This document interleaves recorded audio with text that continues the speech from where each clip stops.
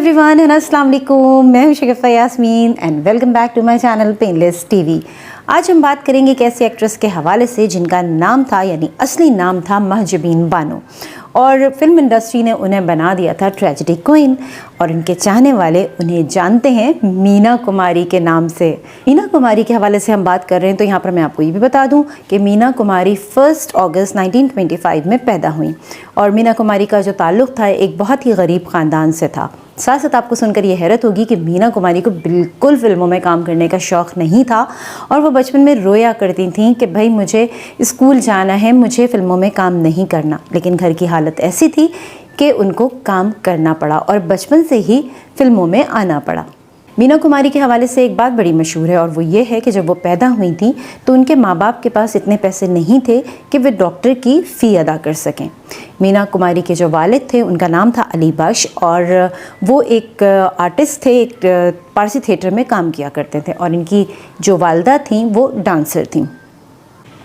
आपको ये सुनकर हैरत होगी कि मीना कुमारी सिर्फ 7 बरस की थीं जब उन्होंने फिल्मों में काम करना शुरू किया और महजबीन बानो से उनका नाम बदल कर मीना बेबी रख दिया गया।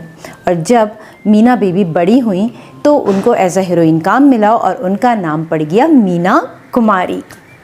मीना कुमारी अपना काम करती रहीं और धीरे धीरे आगे की तरफ बढ़ती चली गईं और फिर उनको एक फ़िल्म मिली विजय भट्ट की जिसका नाम था बिरजू बाबर और उसमें इनके काम को बड़ा ही सराहा गया।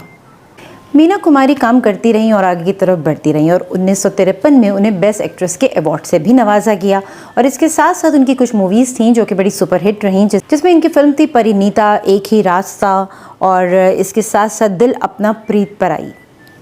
1962 में एक फ़िल्म आई जिसने मीना कुमारी का करियर बिल्कुल बदल के रख दिया। उस फिल्म का नाम था साहब बीबी और ग़ुलाम। जी हाँ, इस मूवी में मीना कुमारी ने छोटी बहू का किरदार अदा किया और इस किरदार को इस खूबसूरती से अदा किया मीना कुमारी ने कि ये उनकी पहचान बन गया।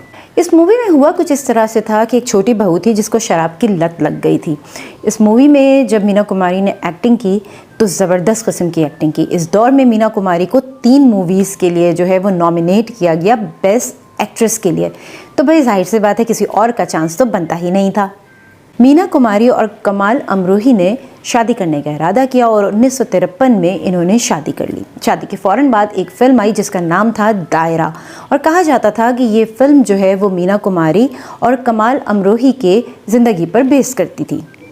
1956 के आते आते मीना कुमारी और कमाल अमरोही के रिश्ते में दरार पड़ गई। जी हाँ, इन दोनों के दरमियान कुछ तलखियाँ हो गई और इस दौर में बन रही थी पाकीज़ा मूवी जिसको हम कहते हैं सुपर डुपर हिट मूवी। आज के दौर में भी इस मूवी का काम जो है वो देखने लायक है। अब हुआ कुछ यूँ कि जब जाहिर सी बात है रिश्ते में दरार पड़ी और रिश्ता ख़राब होने लगा तो इस मूवी पाकीज़ा को रोक दिया गया। अब मूवी तो थी बहुत अच्छी लेकिन ये दोनों काम करने के लिए तैयार नहीं थे तो बीच में आए सुनील दत्त और नरगिस।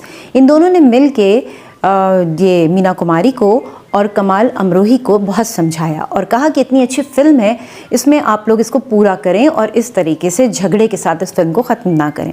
बहरहाल काफ़ी बहस के बाद जो है ये दोनों मान गए और पाकीज़ा मूवी को बनने में 16 साल लग गए।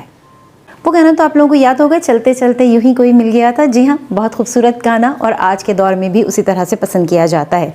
अच्छा, मैं बात कर रही थी मीना कुमारी के हवाले से। मीना कुमारी और कमाल अमरोही में जब सेपरेशन हो गई, अलग हो गए, तो फिर मीना कुमारी जो है वो शराब की लत में पड़ गई। बहुत ज़्यादा शराब पिया करती थीं और अपने होश में भी नहीं हुआ करती थीं। लेकिन देखने वालों ने ये कहा कि शायद जो छोटी बहू का किरदार था वो असल ज़िंदगी में जी रही हैं। यहाँ पर मैं आपको एक और बात भी बताती हूँ कि इसी दौर में मीना कुमारी की मुलाकात एक और हीरो से हुई जिनका नाम था धर्मेंद्र। जी हाँ, उस वक्त वो सुपरस्टार नहीं थे, आगे चल के वो सुपर स्टार बन गए। वो गाना तो आपको याद होगा, अजीब दास्तां है ये, कहाँ शुरू कहाँ ख़त्म, ये मंजिलें हैं कौन सी ना तुम समझ सके ना हम। जी हाँ, ये मूवी बहुत अच्छी थी और इसका ये गाना भी बड़ा सुपर डुपर हिट रहा। उस दौर के हिसाब से इस गाने को बहुत अच्छी तरीके से पिक्चराइज़ किया गया था। अच्छा, यहाँ पर मैं आपको ये भी बताती हूँ कि मीना कुमारी और कमाल अमरोही की जब तलाक़ होने लगी आपस में तो मीना कुमारी ने कुछ कहा, वो ज़रूर मैं आपको बताऊंगी कि किस अंदाज़ में कहा। मीना कुमारी के हवाले से मैं आपको ये भी बताती हूँ कि वो एक बहुत अच्छी शायरा भी थी। मीना कुमारी ने कहा, तलाक़ तो दे रहे हो नज़रे कहर के साथ, जवानी भी मेरी लौटा दो मेहर के साथ। मीना कुमारी 1971 में गुलजार साहब की फ़िल्म में नज़र आईं और वो उस वक्त बहुत शदीद बीमार थीं। 1972 में मीना कुमारी की तबीयत बहुत ज़्यादा ख़राब हो गई, लग रहा था कि अब ये बच नहीं पाएंगी।